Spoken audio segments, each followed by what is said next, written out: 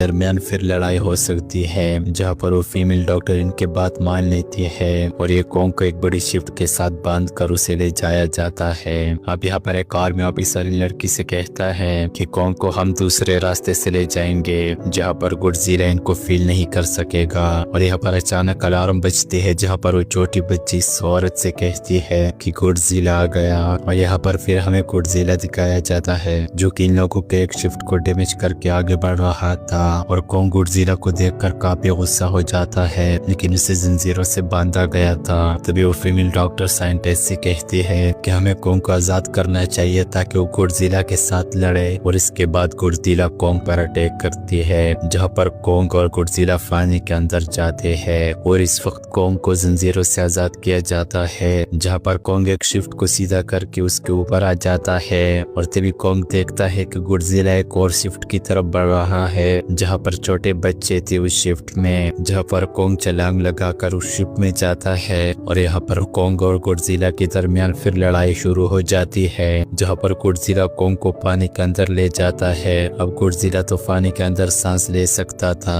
लेकिन कॉन्ग इंसानों की तरह था, वो पानी में सांस नहीं ले सकता था। जहाँ पर कॉन्ग हारता हुआ नजर आ रहा था और कॉन्ग मरने ही वाला था कि तभी वहाँ पर पानी में बहुत सारे मिसाइल छोड़े जाते हैं, जहाँ पर कॉन्ग की जान बच जाती है। और यहाँ पर नेथन साइंटिस्ट सारे लोगों से कहते हैं कि सारे मशीनों को ऑफ कर दो ताकि गॉडजिला को पता चले कि हम हार गए हैं। और ये सारे मशीनों को ऑफ कर लेते हैं, जहाँ पर गॉडजिला कॉन्ग को गुस्से से देखकर वापस चला जाता है। अब यहाँ पर डॉक्टर साइंटिस्ट से कहते हैं कि अगर हम और बढ़ेंगे तो गॉडजिला हम पर दोबारा अटैक कर सकता है, लिहाजा हमें जहाजों की थ्रू कॉन्ग को वहाँ ले जाना चाहिए। और अगले दिन कॉन्ग को बड़ी जहाजों से बांधकर समंदर के ऊपर से ले जाया जाता है। और फाइनली ये होली आर्क में पहुंच जाते हैं, जहां पर कॉन्ग को उतारा जाता है, लेकिन वहां पर कॉन्ग होली आर्क के अंदर जाने से मना करता है। और तभी वो छोटी बच्ची कॉन्ग को कहती है कि आपको अंदर जाना चाहिए, वहां पर आपकी फैमिली भी है। और कॉन्ग उस छोटी बच्ची की बात मानकर होली आर्क में चला जाता है। और ये सारे लोग जहाजों की थ्रू इनका पीछा करते हैं। और जैसे ही सारे होली आर्क में एंटर हो जाते हैं तो वो एक अलग दुनिया थी, जहाँ पर बहुत सारे क्रिएचर थे।